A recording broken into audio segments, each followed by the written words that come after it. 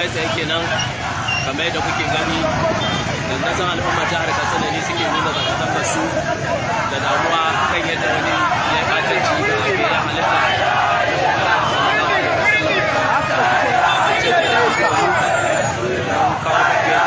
This is Thursday, July 2nd, 2026. Good evening, everyone. I want you to remember that Kachala is a jihadist governor of Katsina State who masterminded the killing of the retired General Abubakar. Remember the voice note that leaked a few days ago when the man was boasting, the terrorist was boasting that the security formations, the military, are under his control, that people that the government are sending to come and attack him are his boys. Same in Katsina State, they did not protest. The Katsina people did not even bother about what the terrorists was saying. A lot of things has happened. People are paying tax to these terrorists. No protest.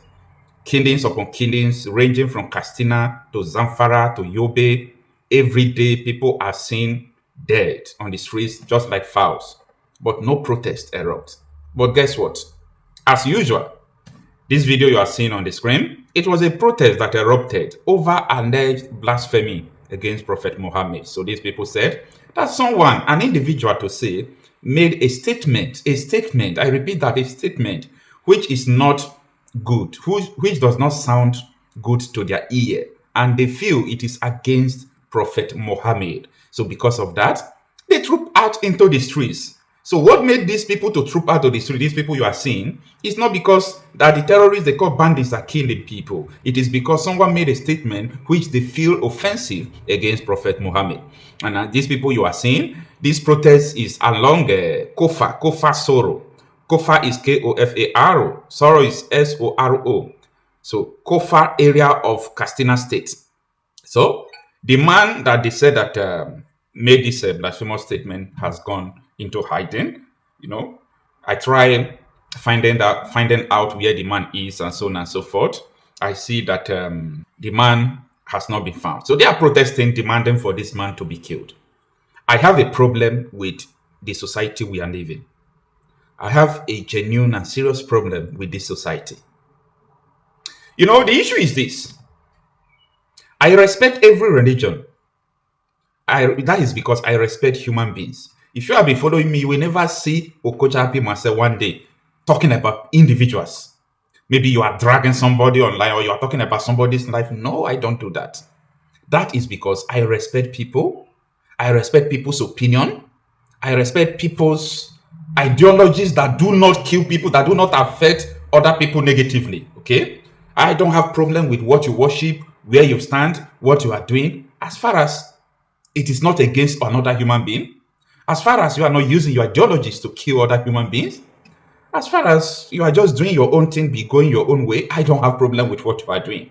But I have a serious problem with this issue of blasphemy and not blasphemy, because this is totally opposite of what the law stipulated in Nigeria, what the law stipulates.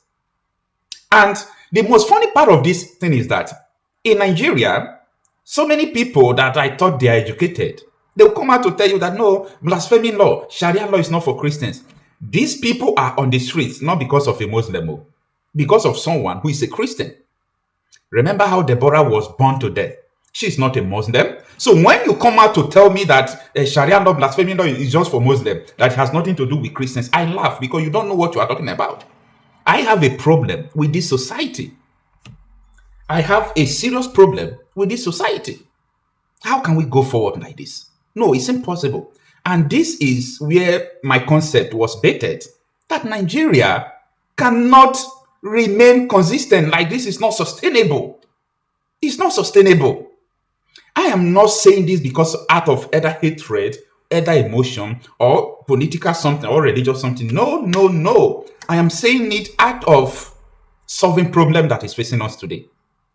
You see, if we leave everyone in Nigeria to continue to put laws into their hands, everybody will die together.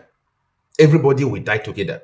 I've been warning about that. Some people think and some people believe that, you know, Nigeria has gone a very far. Nigeria has gone far. People have come together, disintegrating the country is no longer an option. But you get married to, you travel to Europe, you get married to Europeans. You travel to America, you get married to Americans. Even people who travel to South Africa, they got married to South Africans. And when South Africa asks them to leave, they leave.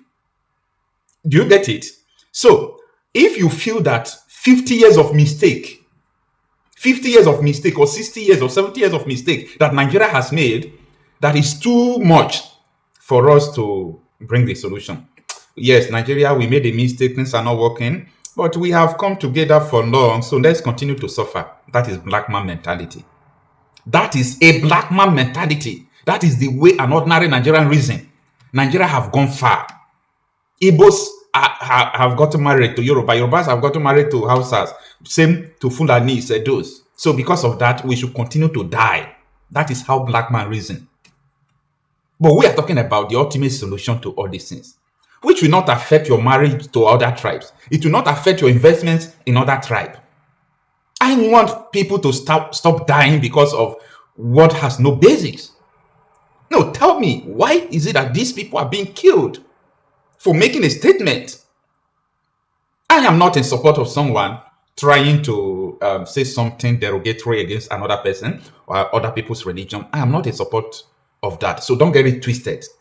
But in the face of this war we are facing in this country, people are not protesting. Protest is haram to them.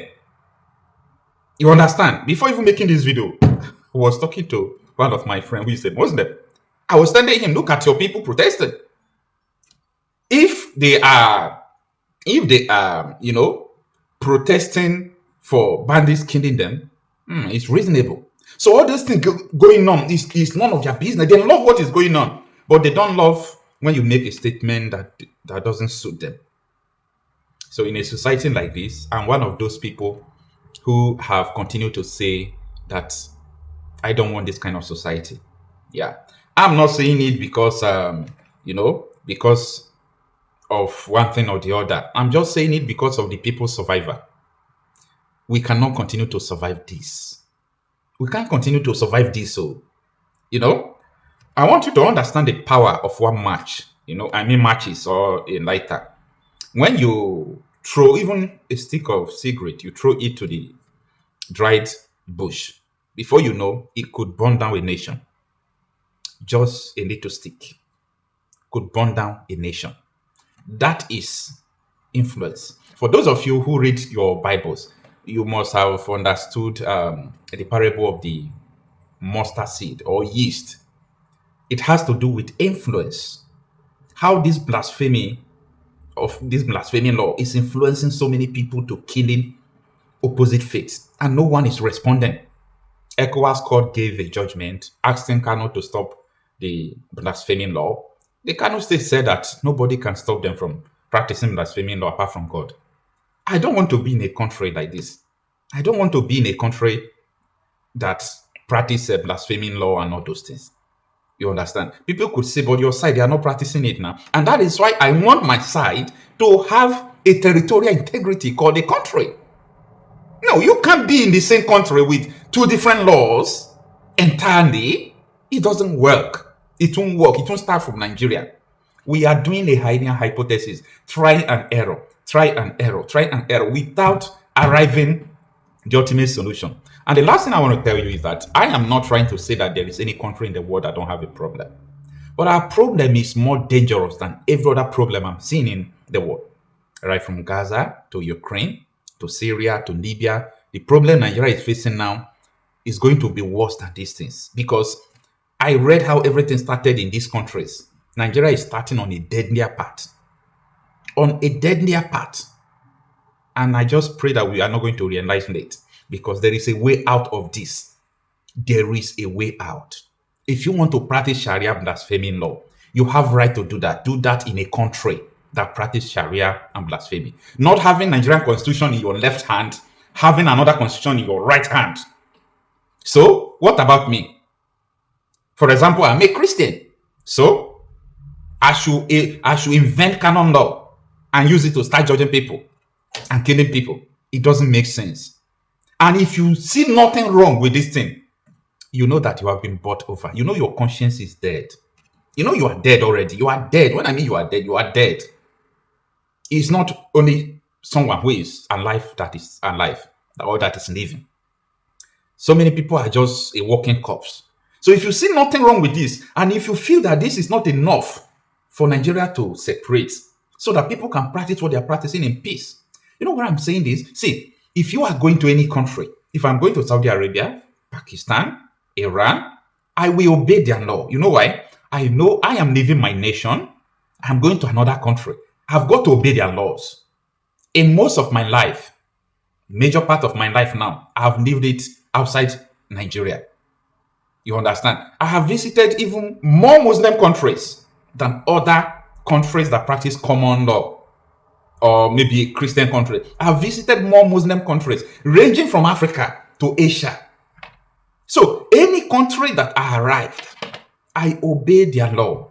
There are only few countries like Turkey. There are few Muslim countries that I have been to, and I did not feel that restriction too much. Like I feel free, like I'm still living my word. You understand? But most of them, including Egypt, they're either one restriction or the other. You understand? I have stayed in a Muslim country where you can't enter one supermarket with a woman. A woman enters into the supermarket, you've got to stay outside to allow the woman to come out. That was what we did. In Africa here, it's in Africa here, in Northern Africa. I'm talking about Libya. In Egypt, I visited Egypt not once, not twice. You can't make video calls on your messenger, on your WhatsApp. It was a restriction. What am I going to say? No, I will look for VPN to bypass it. No, that is your country. I obey your law. I obey your laws because I am in your country. I'm a law-abiding someone. But here we are now in Nigeria.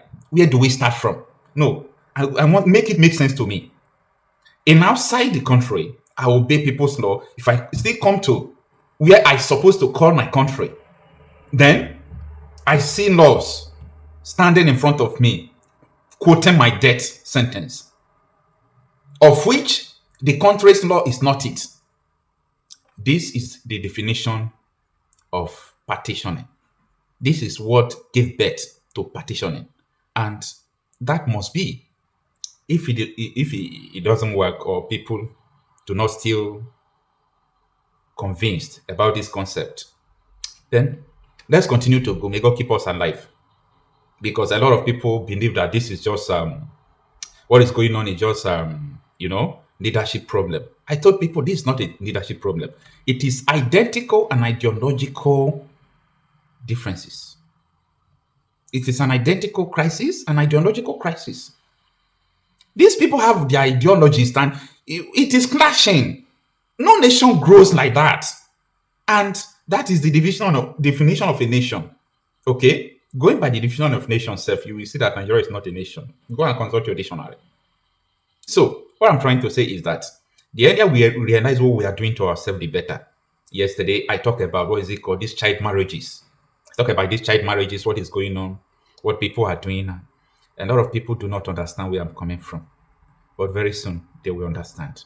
You can't say you love Nigeria and allow 14 years children to be giving birth without law catching up someone who is doing that. What kind of country do you love? You are evil. You are evil. If you say you love Nigeria, you love 12 years old children being given out for marriage, you are evil. You don't know what you are talking about.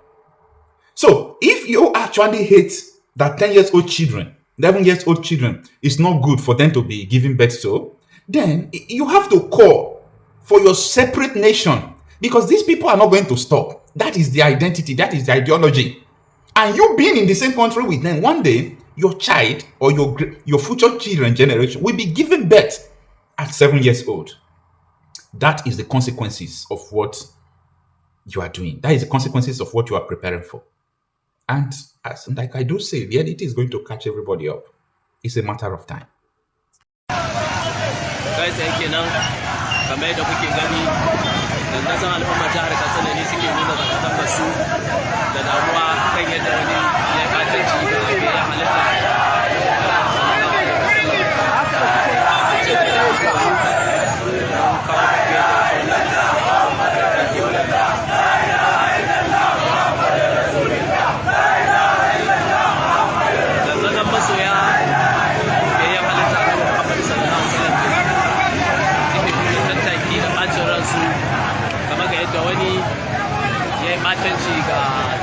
annabi Muhammadu sallallahu alaihi wasallam a nan cikin birnin jihar Katsina, wanda wannan da kuke gani masoya ne na annabi Muhammadu sallallahu alaihi wasallam daga ko'ina daga sassan jihar Katsina suka fito domin nuna bacin ransu da damuwa akan yadda aka taba janibin biyayyen halitta annabi Muhammadu sallallahu alaihi wasallam.